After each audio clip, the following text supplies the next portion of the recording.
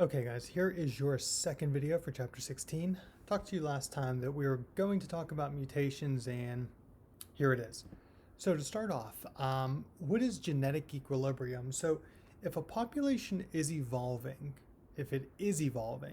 what that means is that the population is not in genetic equilibrium. If the population is in genetic equilibrium, well, that means it's evolving, and this is what we want. We want populations to evolve.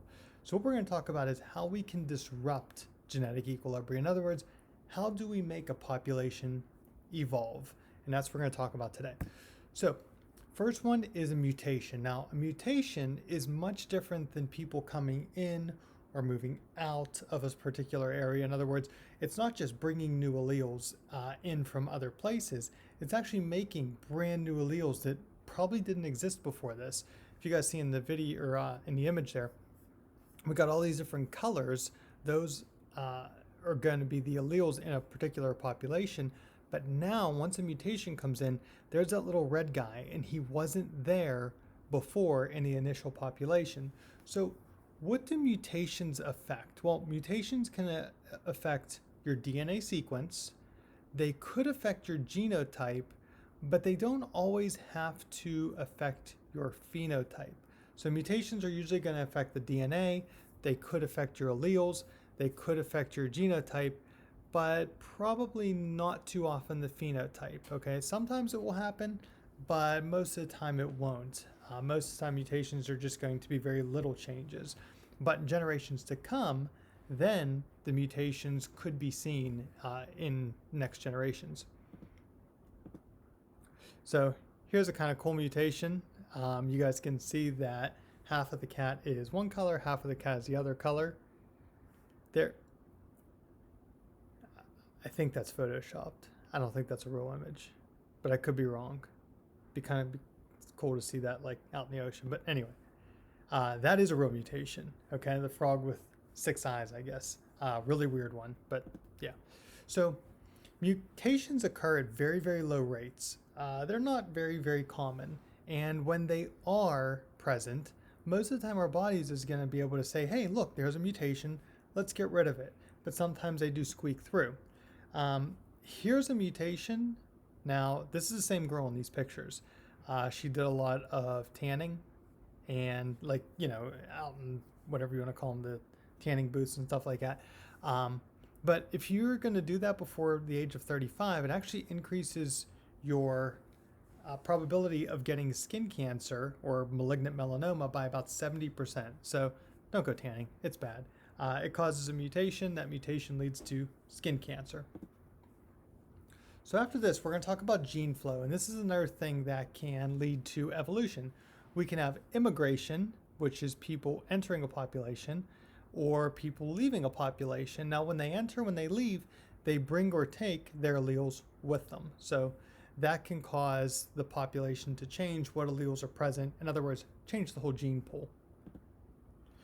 So here is a scene from The Lion King.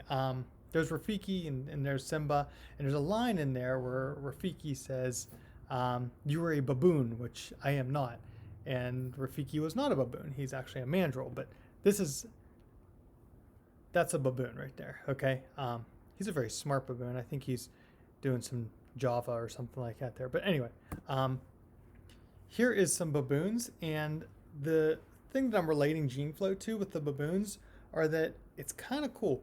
The females actually don't move. They live in little baboon colonies, and the females pretty much stay where they're at. They have their babies right where they're at. They don't go to another colony of baboons. But the males don't stay put. The males don't stay with the female. Instead, the males go from colony to colony to colony of females, and they reproduce with those females, and those females have the males' babies.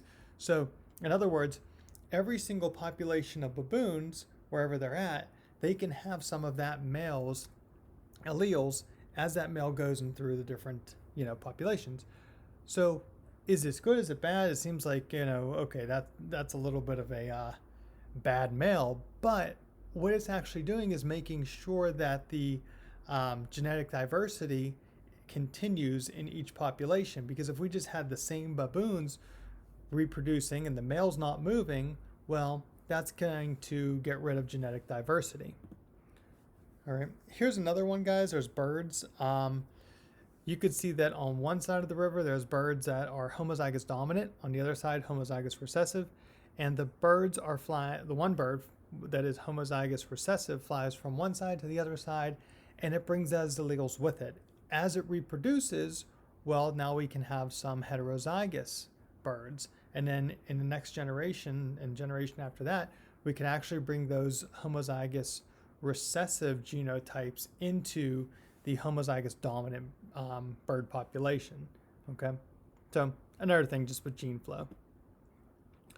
So genetic drift. We're going to talk about why the cheetahs are going extinct here with genetic drift, but genetic drift is the reason why the cheetahs are actually going extinct. Okay, so what happens is whatever the alleles are, they're going away. Now they could be favorable ones, they could be not favorable ones, but for some reason they're going away.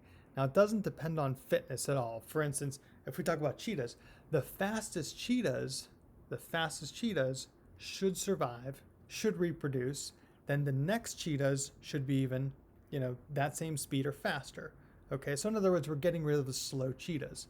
Now, genetic drift doesn't depend on that. Okay, and here's what happens. What happens, guys, is some event occurs and one of the alleles starts to decrease. It's completely by chance. All right, here's an example. Okay, I got a bug from SpongeBob. Okay, who do we want to bring in here? Let's bring in Sully from Monsters Inc. Okay, now let's say Sully's tramping along and he's just, he's a big guy. He's tramping along, just minding his own, just walking. Okay, and there's bugs all over the floor. All right, he's going to step on some bugs. Other bugs he's not going to step on. Okay, so again, he's going to step on some bugs. He's not going to step on others. He may accidentally step on the biggest, most fit bug in the whole population.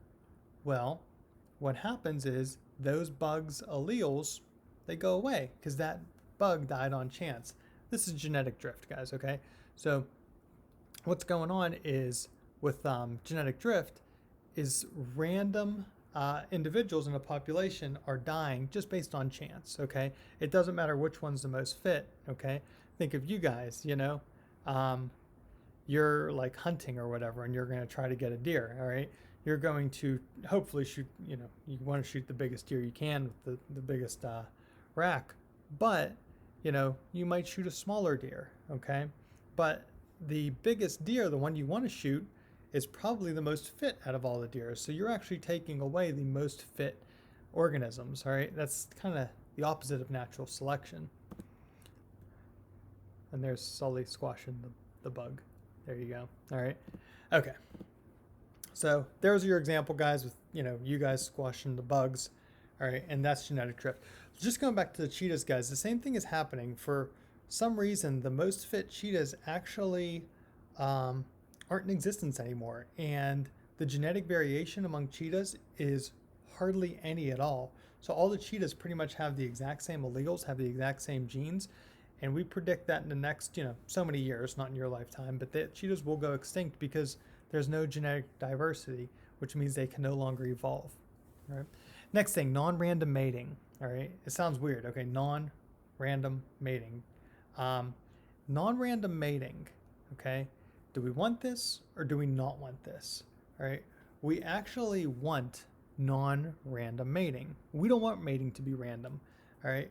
In any kind of like lions or tigers or bears, oh my, we want the most fit ones to reproduce. Okay. So the fittest ones, we want them to reproduce. That's non-random mating. If it's random mating, let's use you as an example. Okay. Random would be that the guy with no arms and no legs has the exact same % chance of reproducing as the guy with arms and legs. Obviously, the guy with no arms and no legs, probably isn't going to reproduce, and then his genes will go away. They won't go to the next generation. So we want non-random mating. And we do this through, number one, there's sexual selection. Okay. Whatever traits we see are favorable, those are the ones that we want to reproduce and want to go to the next generation. Okay. And this is what we just said, the most desirable trait. So if we got Captain America and Wolverine and Superman on the left side, okay, they will reproduce. We got Quasimodo over here from the Hunchback. He's got this big old hunch and not the most nicest teeth in the world. He's probably not going to reproduce, okay? Okay, so we got to go over 3 types of natural selection, all right? We're going to go over them. They're not hard, guys, and then that'll be it.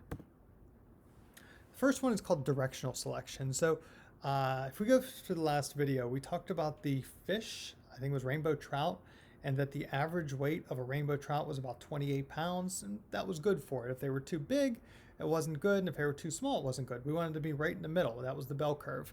That's what the red curve is here. That's the normal bell curve, okay? We got some anteaters on here. Now, directional selection is when that red bell curve switches either to the right or to the left, okay? To the right, you guys can see is the anteater with the longer tongue. To the left is the anteater with the smaller tongue, and in the middle is the average tongue. So for anteaters, the larger the tongue, the more it can get the ants, because it can move that tongue into smaller spaces, get the ants, and it can eat more. Okay, that's directional selection when the bell curve shifts to one side or the other side. Okay, so it either moves that way, it moves that way. It's still a bell, it just moves to one side or the other. Okay, another example of this is for lizards. Long tails, okay, actually favorable, which is kind of weird. You would think, okay, if it's a long tail, they can actually grab, predators can grab the tail and pull them in. It's, like a little lure in fishing. But the long tail actually makes them look like a snake and allows them to scare predators. So the graph, the bell curve, moves to the right and favors longer tails. What happens to the shorter tail ones? They die, they don't reproduce. Okay, there's a picture of one if you guys have never seen one. Kind of crazy looking. The second one is stabilizing selection, and this is going to go back to the rainbow trout example. So 28 pounds was a really, really good size of rainbow trout, really favorable. So what happens is, the red curve again is our normal bell curve. What happens is less that are smaller survive, less that are real big survive, and then it more concentrates right toward the middle. That's stabilizing. So stabilizing is in the middle, guys. The middle characteristic is the most favorable. And then the last one is disruptive, and this is the exact opposite of stabilizing. So what happens here is that middle is not favorable at all. And instead, both extremes, whether it's all the way to the left or all the way to the right, are favorable. So in here we had white clamshells on this side, we had medium color clamshells, and then we had a brown color here. Well, what happens is beaches are usually either a brown color or a white color. The white colored sand, well, the white clams are able to blend in. The brown colored sand, well, the darker ones are able to blend in, so they survive. But this middle color doesn't blend into either environment, so that's why the blue in the middle here goes down. So the original was the red, that's our normal bell curve, and then that red goes down in the middle, so those clams don't survive. But the white clams over here on one extreme, they survive, reproduce, we get more of those. And then the darker clams, the same thing. They survive, they reproduce, so we get more brown clams. That's disruptive. So disruptive, we kind of have an M looking shape there, okay? So there's your 3 types of natural selection curves, okay? An example of this, you can go with, those are squirrels there, but I'm going to do a little bit of a different example. So in squirrels, short tails help keep predators from catching, on the ground, being caught down there. Long tails, they're able to get in the trees, they're able to balance there.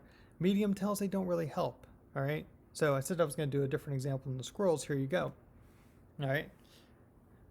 Those are our nicely smelling friends, the skunks. If you go to a zoo, they're already like de-skunked, so you don't have to worry about it. But short-tailed skunks, they're able to go on the ground. If their tails aren't real long, predators can't catch them, okay? But we also have the longer-tailed, sorry, that was the long tail. Here's our short tail. But the longer-tailed ones are able to go up into the trees. They're able to hide up there.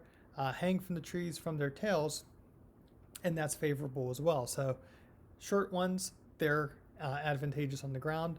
Long ones, they're advantageous up in the trees. Middle ones, not good in either environment. And that's it for today, guys. Have a good rest of your day.